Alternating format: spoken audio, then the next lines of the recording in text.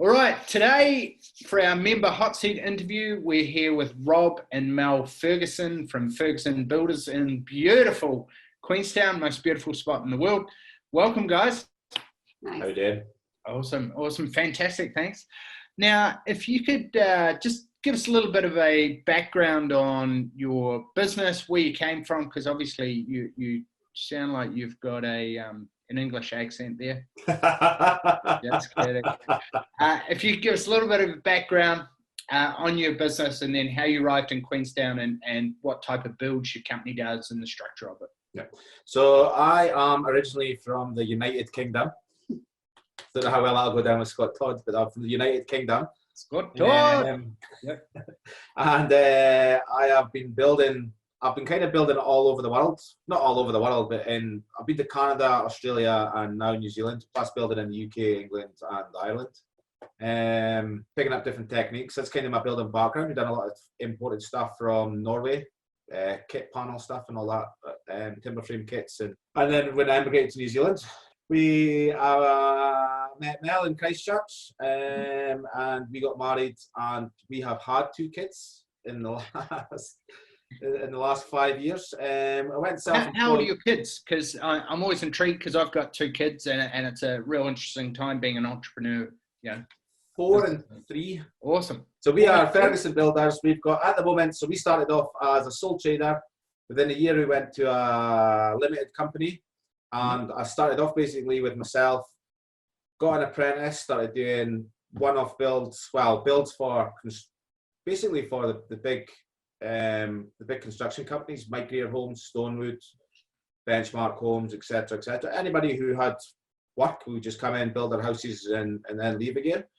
And that was just a way, really, of us. It was just starting at the bottom, working our way back up to the top. So that there wasn't really a plan, but in my head there'd probably be a plan of just, you start with these guys, you get your van sign written, and all of a sudden your van's outside a house that somebody else is. And they turn and say, oh yeah, we went through Benchmark Homes, but it was Ferguson Builders that done it, and they came back and done a deck for us or something. And that's kind of, through word of mouth, our kind of name started to build. That was in Christchurch, and then we decided to move, after that we decided to move to Queenstown back 4 years ago. Awesome. And so we came down here, brought the apprentice down here. He was keen for a bit of a change, so he came down. And again, we had to start at the bottom again. We worked for some of the big housing companies, and eventually with the sign, the corporate sign writing. Were you subcontracting to them? Yeah.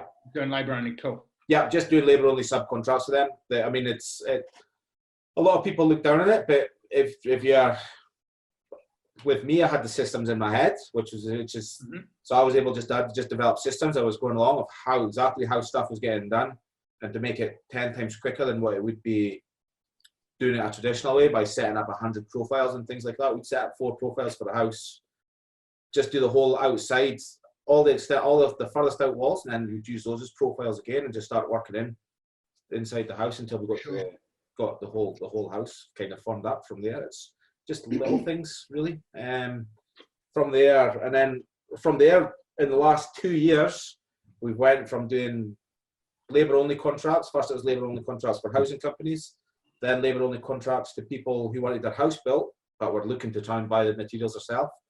Then we built our own house again, and after that, that's when we started concentrating on hitting the market. So in the last 2 years maybe, we went from being a team of about 3 or 4. We've now got a team of 16 plus 2 subcontractors, and we're inside that 16 is a QS and an admin manager as well now. So a team of 18 in total, or that they included in the 16? 20 altogether, including myself and Mel. Sure. Okay. So Mel, so you have an admin manager who takes 20 hours, because this is a massive thing that I see with our members is quite often the fairer half will be doing the office side of things. And at some stage, a lot of ladies seem to get sick of, it's either one of 2 things. Either find a real passion for the sales and marketing and enjoy the stuff that is the $500, $1,000 an hour that you should devote 10 times more energy to, or they get sick of invoicing the $20 an hour routine stuff. How did you decide, when did you make that transition, or have you always had an admin person? And how's your role structured? And between the two of you, admin person and you? Well, when our business was growing, we had our youngest, Charlie. So I wasn't doing really anything in the business initially because she was a baby and I had a toddler at the same time. But then I was just looking for ways to help Rob that were things that just kind of came naturally to me, and money and money and numbers in particular do not come natural to me. So Rob got an outside bookkeeper, so I didn't really have to do the invoicing and stuff, but I was still looking at ways that I could get involved and help. And I came from a media studies background as a teacher anyway, so I thought, oh well, I'll have a play around with this social media thing, and that's how I got involved. And then it kind of just the advertising and marketing and social media just evolved from there and ended up being kind of a role on its own anyway that I could fill most of my time with. And then on the side of that, helping Rob, I guess you could say I'm sort of like a PA to him at times more than an admin role, and that's sometimes good and sometimes not, but generally works. So yeah, the role kind of evolved from our timing, I guess, the fact that we had a young family and I couldn't put a lot into the business because I had to do the mumming at the side. But and then as the company's grown, my role's just grown with it. So how many hours a week would you do? What is your week, the structure to your week typically look like, Mel? Just now, well, like pre this lockdown, it's pretty full time, to be fair. 9 till 4 every day, and that's probably because for the last few months we've gone really hard at trying to set up systems and stuff. So I probably have about maybe 50, it's probably split down the middle. If I had about 30 hours each week that I was committing fully to the business, then it's probably split half and half marketing and stuff, and then half just pushing TPB systems and processes and getting them set up in the business. Sure. Yep. Awesome. And training new staff, because we've got the new admin lady. So, and Rob still had to keep his job going. I've had to kind of be her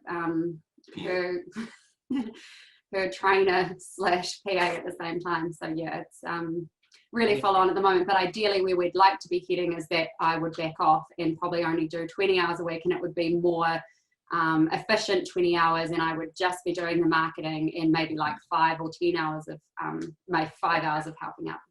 It's harder in that initial 90 days when you bring on someone new, because your workload actually goes up with having to spend 5 to 10 hours walking them through the systems and actually having them build the systems in real time as well and document how you do processes.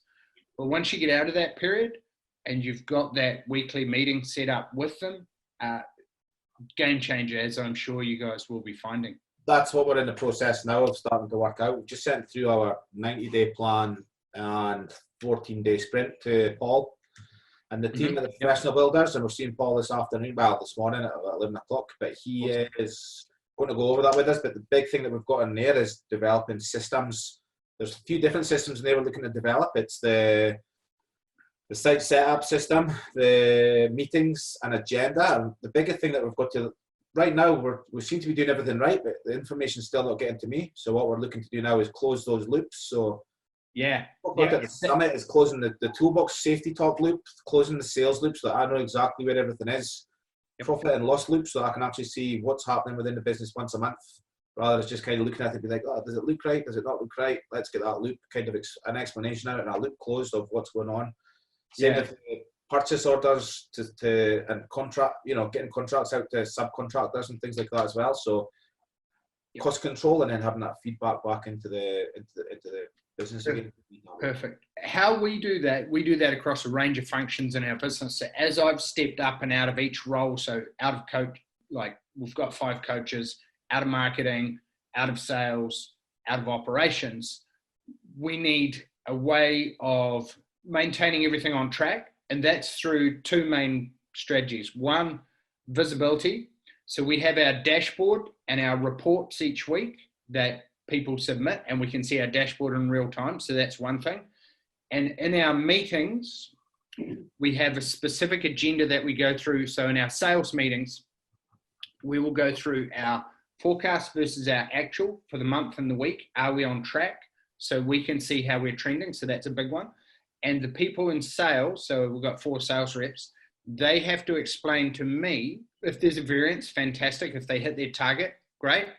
What are their insights? And what's the one key project that they're working on? So they close the feedback loop through the visibility of are we on track? As opposed to me having to think, where are the forms? What's happening here? And deciphering it. They're at the coalface. So they're giving me real-time data feedback. And that obviously feeds back into a ongoing loop that we use in our 90-day program, our monthly budget review, etc. So the meetings are your main way of feeding back our people on track. And then your daily stand up at the morning and the end of the day, help the team take the field, let them know, great, are we running in with our 2-week sprint plan? And that's how we get clarity, is mainly through visibility and those weekly meetings. The one thing that we're missing, that we're implementing actually this week, is a short 15-minute one-on-one meeting with everyone. Because when it's in a team situation, there's not as much accountability. When you have just a weekly structure, so Mel and I sit down and talk 15 minutes on marketing, what you're doing this week, then we would work out what's the focus Facebook-wise, funnel-wise, direct response, website-wise, Instagram, etc. We go, okay, the priority for the next month is Instagram, and these are our metrics. And then there's a lot more accountability in those short one-to-ones. You may need to have those at the beginning initially with everyone over 30 days, and then you want to work out who reports into your foreman. Your builders will then have them with the foreman, and you'll just have them with the foreman. Make sense? Yeah. We can run over this more over the next couple of weeks. There's also a management structure. So you have it with everybody, and then you start, and then within those 50-minute meetings that you have with them, you actually start taking it up. Right, you guys are going to report to whoever, and then you're now going to report to me, because I'm the one that's going to be on site and do it to our CFDB. Exactly. So what I've done is as you elevate yourself and you delegate to elevate with systems, you elevate your team. So now Owen has just become the general manager as of last week. So he now takes over all the day-to-day running, runs the meetings, make sure the numbers are in, etc., to make sure that we're on track. So me as the CEO, I look after tomorrow, Owen looks after today. And now he runs the sales meetings. So I no longer do sales management. So he's responsible for the 4 salespeople. We have the reports set up, the feedback, etc., and the training that they're doing. Cam, we now have Matt in the marketing department. So now we've got 5 people in marketing. So he now looks after, Cam runs those meetings, etc. So as you grow, you want to put in place the structure, delegate that, and then those people need to be reporting back to you how they're going KPI wise and KPA wise. Yeah, that's the next thing as well that we've not got is KPIs and KPAs there, which is the next thing that we're now within this lockdown that we've got. It's a good way for us to start getting measurables to everybody to see how they're going. There's 2 brilliant books on this. One is by Chuck Blakeman, Making Money is Killing Your Business. Mm-hmm. And the other one is called Traction. And that's all about how to run meeting systems. Sounds boring, but when you're in it and you're doing it, which is right where you're at now, game changer. I reckon the biggest challenge for us was because with the meetings and stuff was because we were like a couple team for so long, and that was it. And it was pretty much just us. And like we'd prioritize our own work all day, and I'd just leave Rob alone because he just needed to get it done because we were so stressed and kind of behind all the time. And then our meetings would be like, as we were going to bed at night, like we'd quickly toss a few things like, I had to tell you this today or something like that. And it was really hard to make ourselves sit down and treat each other as like a business situation rather than just being a couple. And it's the best thing that's happened since we've brought in the admin and now the QS, is that we have to have those because they're not just us, and it's kind of creating a better environment for the meetings. So how do you go about, what have you found to separate the boundaries between business and home life? How do you juggle and manage that so that, it's not all pervading 24/7 business talk, etc., when you both work in the business? big work on again for us just now.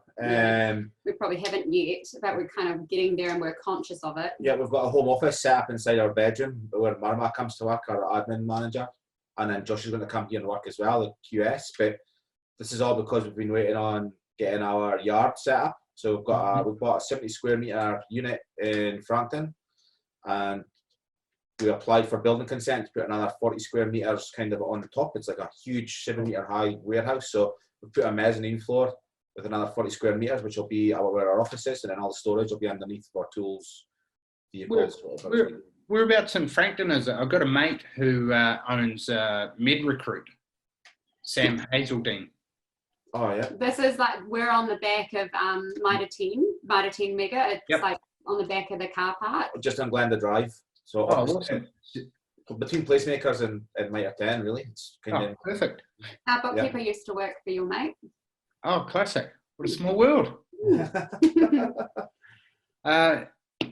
Okay, so any other tips on what you're doing, or how you keep the whole business separate from family life? You've got to leave it at the door. I mean, the big thing just now is trying to shut off. A lot of it's that mindfulness that we keep going on about, is trying to be mindful about it. And sometimes it's a case, you get, talking to Wes, listening to Wes the other night there, once you get kind of caught up in something, you can kind of forget something for that full day, which is actually happened to me this week on Tuesday and yesterday as well. But Tuesday it happened to me, and most of the day I was kind of distracted, so I got nothing done. But Wednesday, we just kind of, I was really distracted in the morning. I was really, really frustrated. And then we eventually stopped. And then we just started kind of grabbing the big picture and building everything down. It was amazing how much clarity I got just in bringing everything back down. Yeah. Where we had it. And so that kind of set off the mindset, which then it stops you thinking about the things that are distracting you, which then once your work's done, which I managed to get done by 5 o'clock at the end of that day, I was able to forget about it. Awesome. Because we had initiate a plan, put it in place, you can see clarity for the next 2 weeks. So there's a plan there now to get it done. Yeah, once you get everything out of your head onto paper, it's a game changer. So in my weekly sessions with Wes, part of my my self-reflection for 15 minutes is I have a form that I go through with him, a coaching form, before my session with him each week. And that's probably the best, most valuable 15 minutes where I sit quietly and think about what worked well, what didn't work well, what principles did I adhere to, what do I need to change. What did you get the most out of his talk, and how did you find Wes? Oh, motherfucker. It was motivational, and it was pretty much taking himself, you know, he's pretty business savvy, even though what he's been up to, but he's business savvy in ways from other areas, and he's just managed to take it from one situation and put it into a different situation. Business, everything, the concepts and everything are the same. We could turn around now and we could take TVB stuff and set it up in another business. Yep. The principles are the same. So it's just everything that he was saying was pretty much all like it's all about getting clarity, mindset, you know, picking yourself up. Don't mope around thinking things are bad. Like just now, COVID-19, oh, it's really bad. Yeah, it's bad, but there's also a positive spin on that. You know, we've got so much time to sit there and introduce all our systems and get everything sorted out. So when we get back up and running again, we've set a plan out to the guys of how things are going to be run from now on. Yeah. And that starts giving them, the boys back, accountability. So all of a sudden you're setting things in motion to get a time when you probably would have taken 3 or 4 months to get some of this stuff implemented. In 4 weeks of doing nothing else, so you just get it done. A massive thing is reframing in your mind. Any situation that it's not the situation, it's how you reframe it in your mind. Yeah. So some people, like every member that I've interviewed in the past couple of weeks, probably about 10 people, just talking about how this is a good time. They've got their systems in place. They've got more time for exercise. They've got jobs lined up coming out the other side. They've got jobs to price. They've got work to go through. They've got plenty of money in the bank. What are you working on during this COVID-19 time? What is your focus on? And specifically, what systems, processes are you working on? The system, so we sent through our plan to Paul yesterday. Mm-hmm. And for the 90-day plan, which we're hopefully going to get done in sort of 2 weeks, is we're looking to get quality assurance lists set up and then implemented. So setting up how they're done, what's required from them, the actual process of which the staff are going to go through to actually check them. So before we start a new stage, let's look at the checklist and see what I'm going to be coming in and checking. Mm-hmm. And then from that, the staff will start doing everything to suit the checklist, so that they're actually rather than me coming in at the end of the checklist without them knowing, they'll turn around and they'll see exactly what we're after. Yep. And they'll be able to build the house to suit what we're after in that checklist. And then as I go through things, we'll start looking at manipulating it a little bit to change it to suit different houses. Are you going to version that or take that one step further to implement that with your sub-trades to have them their own work to a reasonable quality? What we're going to do is push that onto the foreman, and we're going to show the guys on site, say, look, this is what we want you to go through and check through afterwards. Mm-hmm. Come back and have that done. We'll push that onto we'll have that as part of the subcontractors agreement, but we'll push that onto the foreman as well, to give that to the plumbers who turn up on site to do the pre-slab, to make sure pipes are in the right place rather than not, which is what we had recently on a house. Yep, and we want the quality assurance thing done and set up so that when the boys come back to work, it's like a fresh start straight into it. So that's a big focus, to get that in on Buildertrend, through Buildertrend, get them doing it through Buildertrend, which would be massive. The setup checklist. So we actually found somebody who is an expert on Buildertrend as well. Awesome. Up in Auckland. So she's been down, and some of the time, like I'm not, definitely not computer savvy. So what we've done is we employed her. She's $120 an hour, and she actually goes through and writes up specific videos that run on our business through Buildertrend systems, rather than awesome. The Buildertrend helpline is really, really good, but sometimes rather than me messing around for 2, 3, 4 hours, that's not in my niche. Yep. It's not where I can make money. I'm just contracting somebody else to take a look at it, guide us through how it's done, and then that way, it's best $120 an hour I spend. Cool. Yeah, stuff there. Awesome, I love it. How are you engaging your team, or what are you doing specifically with your team over this time? So the QS, the office admin manager, how are you working with them? And are your foreman or team still doing anything? You're still having a once a week meeting, or weekly meeting, or what are you doing there with team? Right now, we've left the foreman to it. We've left the staff on site to it. The admin manager, Marama, she is fully involved in everything that we're doing. Awesome. She was at the summit last week, popping in and out on some of the team stuff. And then Josh as well, he was sitting in the background going through everything, just so those guys could get an idea of what we're looking at doing, where we're looking ahead. Where our focus was coming from. Yeah, just to see the ideas, where the ideas we're getting them from. And we've not just suddenly popped up and been like, yeah, this is what we're going to do today. There's actually a plan, there's a way to do things in the background, and there's a goal, a full goal in mind at the end. So we're Zoom meeting them a lot, the QS and the admin manager, and just basically every time checking off what we're wanting them to do and what we're wanting them to bring back. Today's after we've met, or this afternoon, is a big one, just kind of getting the last 2 weeks nailed down. Well, hopefully last 2 weeks nailed down. I see what you did there, nailed down. That was good, man. Nice.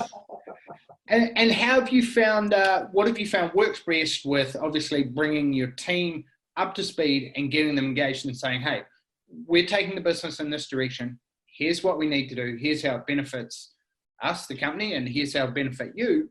Here's what's expected of you. How do you ingrain that into your culture with them? So that's what again, that's a work on just now with them. Most of them are really, really engaged in it. And again, there's always 1 or 2 people who are kind of like, oh, that sounds a bit silly or that, and you're trying to pull their thinking around into what you're doing. The big thing for us is we've just not had the time. So now getting this clarity together has given us the time to do it, and also taking on Marama and Josh has suddenly freed me up from quoting and admin to suddenly just being like a project manager and running the business. So I'm spending half my time doing that rather than a quarter of my time. Yeah. So how many hours a week's that saved, and what's it done for your headspace and clarity? Well, Josh literally started on the Monday when the close down started. So that's it's almost ideal. So exactly, it's ideal for us, but we'll wait to see how it pans out through the business and how it goes through. But with Marama, like, Unreal. unbelievable. Like that's been our. If I was to say to anybody who's got staff of more than 6 to 8, get an admin person in for doing a part-time 20 hours a week. Awesome. You know, Okay. like, And what is her specific? What are the top 5 tasks that she does that have been a game changer? I was going to say it was really hard for Marama when she first came in because we didn't really have. We kind of knew that we needed someone, but we couldn't exactly tell her what we needed from her to begin. It was more like, we need you to pitch in with us. It was like we were almost contracting her as well as employing her for the first Yeah, bit. sure. Because we needed her expertise and her skills. But and then so the first pretty much 2 weeks were pretty messy. We just sat down and we just brainstormed everything. Yeah, those 2 stop doing lists, that one from Lance and that one from Gordon, are epic. Yeah. So we've been through that, and then I was just literally doing one again. I keep, every time I'm going through the program, I go back to the start again, and kind of go back over some of the stuff that we've done at the very start, like 80-20 stop doing lists and things like that. Yep. What I'm having the most fun doing and what I'm not having the most fun doing, and yeah, if you do that every 90 days, and your goal is to carve off 8 hours and to go, because it's going to change as you get rid of invoicing, admin, etc. Then it's going to be, okay, well, now I'm doing 30 hours of project management instead of 10, but within project management, here's the 6 hours that I don't really enjoy doing, or it's low level, or I don't have that much value. Cool, I'm going to carve off that and distribute it to the foreman, for example. Yeah, that's exactly, yeah. Or distribute to Marama, or turn around and pick up a labourer or something like that and just get them to start running. Exactly. That's other things that we've done. I mean, with Marama as well, she's helped us to set up some of the systems.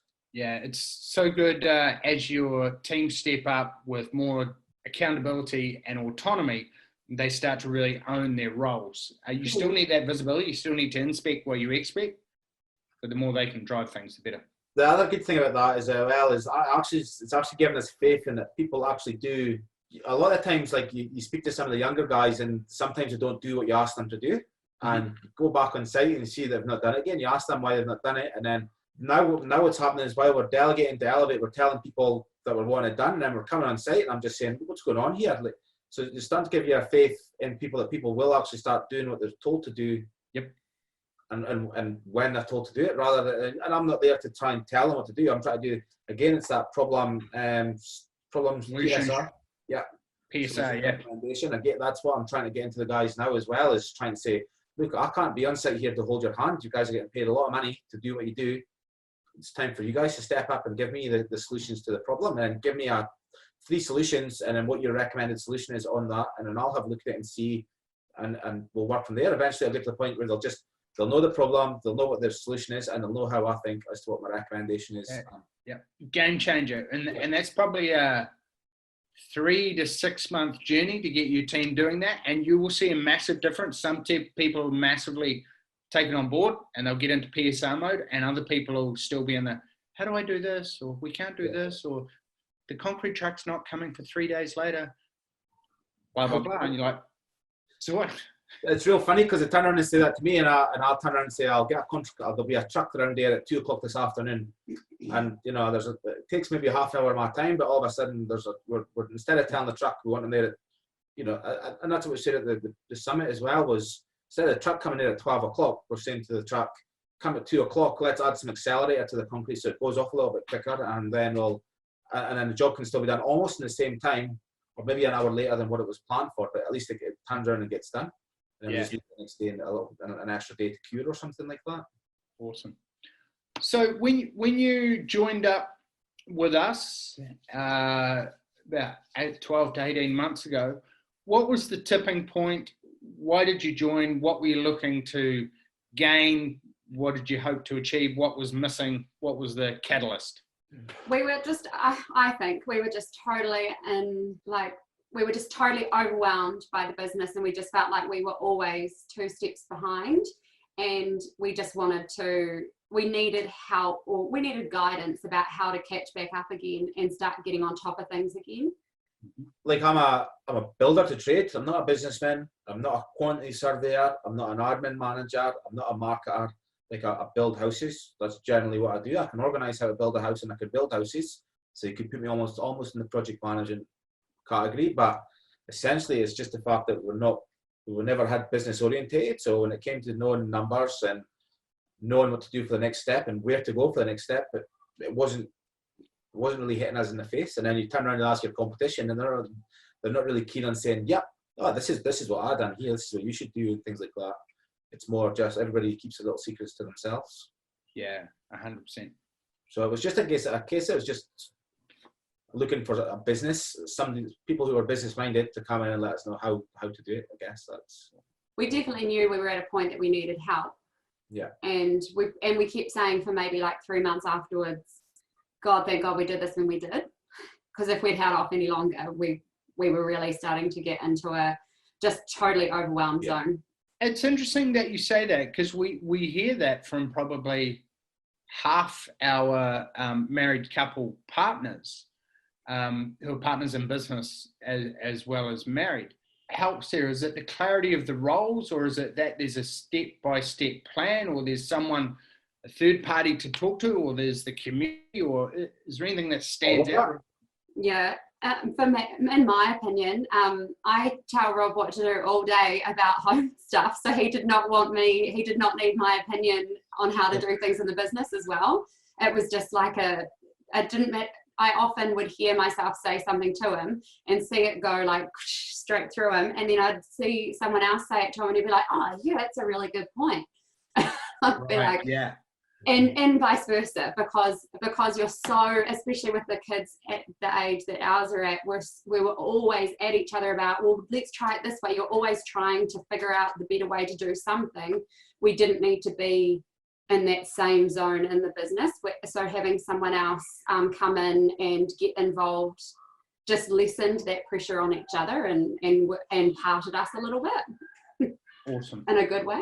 Yeah, I think that clarity of roles, and as you each get your KPIs in each quarter, your confidence in each other that you're hitting your KPIs, hitting your benchmarks, doing the right projects, particularly in your sales and marketing, is really starting to gather a lot of momentum. It's awesome to see. And I guess, Rob, that gives you a lot more confidence and Mel's like, well, no, here's what we're doing. Here's why, because she's spending 20 hours a week on it. Yeah. Whereas you might have had an hour a week to look at it, whereas she's now the expert bar no one. We literally had this argument last night, and I was trying to get myself involved it was just giving wine out to the architects and stuff and how it was going to be done. And I was like, I'm just going to send an email to architects saying that just in case they maybe don't want us to be touching it because of the whole scenario of COVID-19. And she was like, no, just leave it. And I was kind of starting to argue back, and the bench just like, I've been working on this for the last 4 hours or whatever. Just let it be and I'll sort it out. And I was then I was like, oh yeah, there's some understanding there. Pretty much, yeah. That's why I'm growing a beard to hide the bruises. Yeah. Good. Well, that's what you want, right? People take ownership of their part, their role, and hey, she had the goal in her mind. She had her plan, her goal, and all I was doing was just getting involved in what the goal was. And she didn't like that, which is good. She took ownership of it. She told me how it should be, and that was it. Like it's just like I won't take anything from her when she says something to do with me about project management or something like that, or how I'm talking to guys. I'm like I'll just do it the way I do it, and you know. So what have your results been? So if you think back 18 months ago, where were you at in terms of revenue, gross margin, and the hours that you were doing? Not just the hours, but also the quality of, and then now, how is revenue, margin, and hours and quality? Back when we first started, what would be a team of 1, 2, 4 guys. Mm-hmm. So our revenue, it'd be $1 million. Maybe I'd turn around and I'd hit that, and I'd like, wow, just hit $1 million. Mm-hmm. We had a few other issues as well in regards to employment law and things like that, but we kind of got through. Well, we got through those eventually. But our revenue would be about $1 million roughly. 4 guys working for us. Yep. Not really understanding the numbers of what we were actually doing as well. Just in the background, we were working, that was me trying to get off the tools, and I was still on site with the guys more than what I was offsite, just still trying to direct them. Yeah. Probably taking on shitty stuff as well, really. Most of those guys are still with me, so they're not. There was just one guy who was kind of, we just had like, he had to go. But that. So I guess it's freed us up. At the start, we were really, really busy, but we're busy doing lots and lots of different things. We were making money, but we weren't really making money in a constructive way that we could see where the numbers were going. Sure. Our quality of life, I guess, was stress, talking about business all the time, looking at emails, trying to work out where the next place to go. Trying to find work for 4 guys was definitely not an easy thing to be trying to find work for. It was you were constantly in the back of your mind, constantly trying to think of that, but while still fixing the problems that were going on in the business as well. Yeah. And then since then, we've gone to 16 guys. Our turnover just at the financial turn there is 4.5 million that we got up to. The quality of the guys that we're taking on have been real good, and our reputation now around town with our sign writing, our vans, the way that what the guys wear. You know, we're going out for a drink with the guys every sort of month, trying to do something with them, so that building that team culture and things like that as well. And we know where our money is. Yeah, so I can turn around and say I know that our margin, our net profit is 10%, our gross profit is 21%, and our overhead costs about 8.5%. Dude, how good is that to just rattle them off? And they're all within range. They're all in the right ratio. That's it. I mean, say those again. So 21% GP. 21% GP. We're at 10% net profit, and after your director's salaries. No. So that's a thing now. That's what we're working towards with director salaries and things like that. But the other thing is, with all that, with that profit and that net margin there, what we're actually doing, we've actually put a lot of investment back into the business. So we've spent $15,000 on getting new computers and network, setting up from Dropbox to Microsoft SharePoint, so that the files and everything are all starting to get organized, so that now the team can speak to each other. We've spent, $5,000 on iPads and stuff for the guys on site, so there's now a way to communicate with the guys on site directly, and they can see all the files as well through SharePoint. Awesome. And build a trend, and then they can do their health and safety and stuff on there as well, and take photos of what goes on site. Awesome. And how would you characterize, what's your time like now? Are you still doing the same hours, or are you not working nights or not working weekends? What's your certainty of outcome, clarity, mindset like versus? We're still working pretty hard. We're still working pretty hard on the business, but now the clarity is that there's a clear goal. We've done all this last year, and so we're going back all through it again yesterday for the 90-day game plan and the 14-day sprint. We actually went back and looked over what we'd done last year, and for the goals that we had in mind from last year, 7 of the goals, we ticked off 5 of them. One was a QS, one was an office admin assistant, another was getting out of the house and into a yard, which is not done yet, but there's a pathway there now. We've got it underway. But I'd say a year ago, we barely saw Rob. Like, he would come for dinner and then go straight back to the office again. Whereas now, he works as hard but in more managed hours. And a real big thing that's really good for both of us is he actually forces himself. He's recognised that he needs to force time for himself and to manage that time better. So on a Wednesday, he knocks off at 3:30, 4-ish, and which is only gaining an hour or something, but then he goes and plays golf for 4 hours, and that's been the best thing for both of us, because it gets him out of the house, it gets him off his work, and it gives us some space as well from the business. Sure. And so definitely for me, I think the time in a year, I would have said before, he was working at least a day most weekends, almost every night on something. Now it's just, if we're trying to tick something off, then he's in the office that night getting it done. But it's not a regular thing. Hitting deadlines. So if I've got some clarity and I've got a bit of momentum, I'll try not to give up in what I'm doing. Yeah. Well, I've still got that steam of momentum. As soon as I start feeling like I'm tiring or something, or getting frustrated by something, it's got to be stopped. Then it's definitely more managed. Yeah. There's that great saying that you can't manage time. You can only manage energy. Yeah. Which I think is a brilliant thing for being conscious to rest and recharge. So you guys have had some awesome results over the last 15, 18 months. What would you say are the 3 things that have moved the needle the most? And the more we can hone in on these, the more it will help people. I mean, we're still not there with the mindset, but the mindset is, I'm not a builder, I'm a business manager. Like I'm a businessman. It's, you know, you go inside there, you've still got the knowledge from being a builder. So you go in there and you're still able to give the guys the advice that they need, but you're now, a lot of the time now you're spending is, you know, like the guys take the piss out of me because they go, when have you ever worked on site for the last year and a half? Oh, yeah. How much work have we got in front of us to make sure that you guys are still kept in a job for the next 6 months? Yeah. They don't really realise how hard that is to kind of make sure that that work is being found and given to them so that they can still have their wage in their back pocket. Yeah. So my mindset has been a big thing, and I feel guilty sometimes, but like at the start I was feeling guilty about not being in sight with the guys, you know, turning up and being like, oh, how did you do that?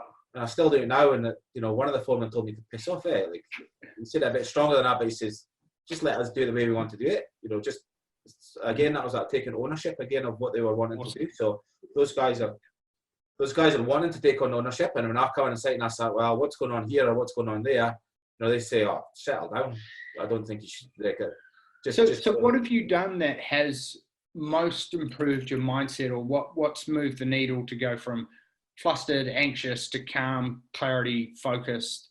Planning, default diary, and structure. And help. Like, it was a big thing listening to you talk about how you were getting, like, how you, like, when you're very, you know what you're doing, and you're still getting help from other people like Wes and your business coach and stuff. I think that was massive for Rob, because then he started asking for help from people, whether it be invested help like TPB or like our Microsoft systems, but also like mental clarity help. Like, he sees someone once every 2 weeks just to like talk it through and clarify things, and that's been massive, eh? It's a game changer. Like, we've got mentors, and we're in a sales coach. We've got one of the world's best sales coaches, sales programs. We've got one of the top 10 online marketing Facebook guys, and we've got an ads, mindset and physique thing with Wes. Like, the fastest way to get anywhere is 1, get a mentor, and 2, be around a community of like-minded people. Like, if you want to be a great swimmer, go and join a swim squad. If you want to like be a great league player, if you can get into the Melbourne Storm, you can have a world-class coach in Craig Bellamy and be around other elite athletes. And what do you think stops or holds people back? Because that's going to accelerate you guys massively over the next 3 to 5 years. What do you think holds people back from doing that? Yeah, the big thing is the financial side of it. People are reluctant. They can see that they can do it themselves, so they're reluctant to get the help.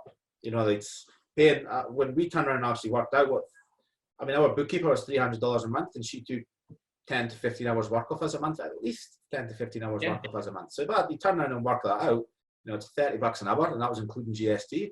Like, you can't employ people for that price for doing that sort of stuff. And she knows all the systems and how to make it work. So it was automatic. It was automatic for her, and she'd do it in 2 or 3 hours. But for us, it was taking us 10 to 15. So there was a no-brainer after that. So once you actually get your mind, again, it's that mindset. Is instead of worrying about how much it's going to cost you, worry about how much time it's saving you that you can work somewhere else on. Exactly. Like, and it's like with the QSing, there's a couple of things. Like, if you are doing project management, sales and marketing, or Mel's doing sales and marketing, but if you're doing project management, estimating, running the business, etc., then you may be devoting 20% of your time to pricing. But if you've got one person who just does QSing and construction management, they've got 100% of their time versus your 20%. The other thing with the QSing, so we got a QS in to do. It was actually more about the quoting side is one side of it, but it's the rest of the stuff that comes with a QS. You know, they know the construction legalities around contracts and things like that. They know back costing, gathering hours and where to put them and how to do everything properly. So that's what our interest. You know, we can go to Red QS and get plans priced for $4,000 or $5,000. You know, if we do 10 sets of plans a year and get 50% of the jobs, you've spent 50 grand on that. Mm-hmm. But also the time that's spent in, like, with that $4,000, I've still got to go and send out all the plans to all the subbies to get quotes in. All they're doing is doing a material takeoff and putting hours against everything, and then I'd do the rest of it afterwards. Yep. So we were suddenly getting somebody for 10 sets of plans that you do in a year, which costs you 40 to 50 grand, depending on the size of the build and stuff like that. We're saving that money, and then we're putting it into another man who can then turn around and do other aspects of the business and take that. Yeah. It's awesome. I think another big thing too, though, is like, this is your baby, and it was a real, especially in the early days, it was really hard to, it was almost like admitting a weakness, or that's what it felt like when you had to ask someone else to do something for you. And it was changing again that mindset to realize that's not actually a weakness, it's a strength to be able to say, right, this is just holding us up, we need someone else to help us in this to get better. But that did take us quite a while, because we were like really protective and really proud of what we were doing. Yep. And it felt like we were giving in, whereas now we're just like, okay, this isn't working, we need help. Like, I want to go faster. Who's the person who's done it how I want, who's solved this problem? Great, I'm going to go and talk to them. I'm going to shortcut 18 months where I could figure it out myself versus 3 months of getting a plan. And it literally costs you like you looked at it and it costs you $1,000, like, wow, that's $1,000. But then you looked at it like 3 months versus 18 months, and it's like, that's $1,000. Let's just get it. Do it. It's. And as you get more business savvy, I guess you start to realize how you can cover those costs anyway. So in retrospect, it was not worth worrying about. Yeah, exactly. So mindset, one of the key things that's moved the needle and changes in that. What about sales and marketing, Mel? You guys have got so much great stuff going on, from site signage to your website to Instagram to Facebook to everything's just getting better and better and better and better. What's moved the needle the most? TPV. getting all the, like, because I sort of knew what I wanted to do, but it's like that, the constant reminder of things almost like a personal coach in the back of your head, like most things to make yourself better are quite common sense, but you just kind of lose them and amongst all the other stuff going on. And it was big for me because I knew what I wanted to do, but I'd forget. And then you'd have that weekly meeting with Cam saying, oh, how about you try this? And then just doing that made such a difference. And then I guess the default diary for marketing was massive for me, because I was just winging it. I was just sitting down after I put the kids to bed, quickly throwing together a post, looking for a picture, or running out of pictures and having to go to site tomorrow to take a picture. Whereas now I like allocate Thursday morning time to get pictures from site, so that I've got like 2 weeks worth of pictures to use for marketing, or the like Instagram, Facebook, updating Pinterest, House, blogging on the website. They're all allocated time slots, which was awesome. Huge. And it just becomes like a snowball. Like you gain more followers, you gain more people opting in, it becomes bigger, more people see your message. Then you send out your testimonials, they see wins, then you have your checklist, your guide, your how we work with you. And it just you become the dominant force of professionalism in your area. We see it happen all the time, and you guys are right in the middle of it. I see this hundreds of times. I don't think you guys see how much this tends to accelerate as the snowball starts to gather. It's awesome. Well, it's quite internal too. Like, I found, it might sound really silly, but the more we posted about our confidence, which initially might have been a little bit of a sales pitch rather than a genuine, we're really confident, the more we did that, the more actual confident we became. And as people came to us and said, wow, I really liked that house that you did, and I can't believe you won an award, or something, well done for winning that award, we'd be like, yeah, we were really stoked too. We did do a really good job. Whereas that didn't, maybe it's kind of like, it keeps going like this, like the more we put out there how happy we are with where we're at, the more it gets thrown back at us in bigger amounts. Yeah. So number one, mindset. Number two, marketing. And number three, what's the last one that's made the most difference? Maybe it's numbers, something specific there, or on-site. How have you made such a big change in your margin, profitability, etc.? What's really worked well? Scheduling, really, I guess. Is that one? Like, we go and see the guys. I've got specific times I go and see the guys, and they know that I'm going to go and see them then. So saving problems, I guess that's part of that time scheduling, time management. Going to site, and they've now, rather it's just kind of winging what problems they might have had. We've got a calendar on site and specific milestones that we're looking to do, and like a schedule. So take the schedule from Builder Trend, we put it up in the container, and then they know it's kind of visible of where they're looking to be. So every time they're in there, they can see if they're going to hit it, if they're not, so that we can then schedule around our meetings on a Thursday to suit what's going on there. Awesome. And then we've also got a whiteboard. So any questions that they have, that's a communication probably. That's any questions that they've got, they can write them down on the whiteboard, and then they know that I am going to be there on a Thursday to go over exactly what's going on, and then look at dates of when we're going to book things in.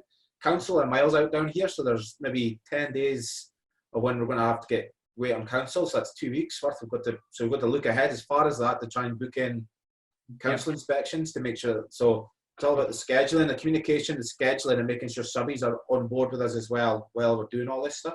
Yeah. So I guess the communication that's another big thing, is the communication between us all. Awesome. I love it. And anything that's worked phenomenally well tools wise, like Messenger, toolbox meetings on a Monday, on-site briefings in the morning. What's worked really well? The toolbox talk. So when we go through the schedule on a Thursday, and again, this is a fairly new plan that we've put into place over the last 3 months.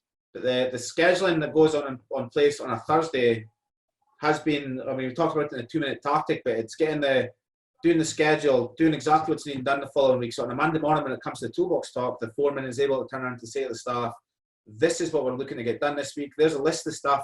Let's start ticking this stuff off this week so that our goals are getting achieved as what we're after and what we're getting done. So it's. I think visibility is the big one then. Yeah, that's exactly it. Visibility, so that everyone can see. Although me and the foreman are discussing it, everyone can see what still needs done, and what we've discussed in a bit of a minute of what we've discussed is written down as a plan for the guys on the site, and then putting in dates of what we're looking to hit. So we can turn around and say 5 days out, we're not going to hit that inspection date. Let's try and see if we can sneak one in. If council might be lucky, we might have a 7-day one. If not, can we rearrange it from another inspection on a different site to rearrange to work with that one and see how we can manage it and fiddle around with it a bit. Awesome. I love it. It's awesome seeing epic people like yourselves, and particularly a husband and wife, get your role sorted well. The business is humming nicely. You've made massive gains. I think the snowball effect is underway. Where do you want to take your business over the next 12 months and beyond? What do you want to do? We're kind of at the stage now where I'm at the size, unless I turn around and start getting some extra help, start looking at project manager and all that sort of stuff. And even then I might still look at that, but right now we're kind of at the ideal size.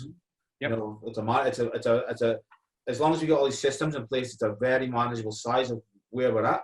100%. Now we're looking to try and get all the systems in place so that everything takes care of itself. So the big thing is the system. So we've got given ourselves a business maturity date of the 8th of the 5th, 2023.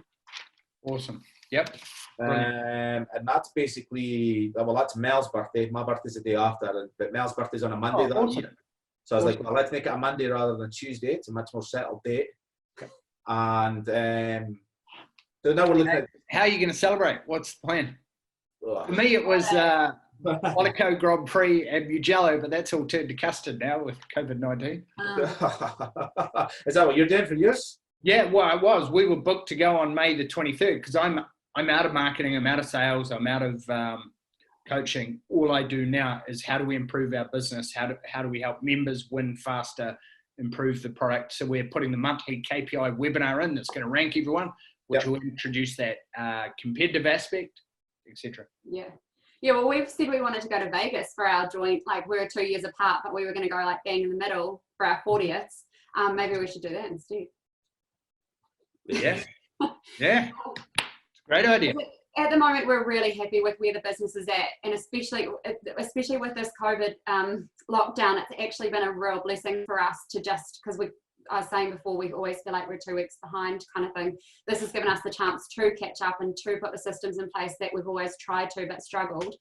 So if we can get ahead with this get systems set up for when the boys come back, keep pumping a day a week out of the business, working on the business, which is something we keep saying we're going to do but haven't. But now that we're in the mindset with this lockdown, it'll be easier to get into that again. And then we just want to make sure that the business basically runs as it is, but way more efficiently. Yep. And so that we can go on holiday and that it runs itself with the people that we've got trained in the jobs that they're in. It's getting there. We went to Rara last year for 10 days, nearly 2 weeks, and awesome. There wasn't much option for me to get a signal in Rara. Rara is good like that. Yep. Yeah, so it was actually a real refresher to come back, and I was kind of expecting to come back to just disasters all over the place there. And there's little bits and bobs here and there, but nothing too major. Not like in the past where we'd gone on holiday and it was basically like the boys took a two-week holiday while we were on holiday. They just were like, oh, Rob's away, there's not much we can do, we'll just hang fire. Whereas this time they got on with it. A couple of things came up that they couldn't figure out themselves. They're like, we'll wait for him to get back. It's no drama anyway. So that was a step up from where we'd been. Yeah. But this time we want it to be, it gets handled while we're away. We come back and they tell us how they handled it and it's smooth. And you sign 2 or 3 jobs while you're away. Yeah, even better. Well, I'll do Alvin Chisnell style, eh? Yeah. Exactly. Yeah, that's goals. Yeah. Guys, I massively appreciate you. It's fantastic seeing your results and the changes and wins that you're having. I love how you participate in the community. And yeah, I look forward to helping you guys and seeing your future success. No worries. Thanks, Marty. Same back at you. Yeah, we really appreciate the help that we get. Cheers, Marty.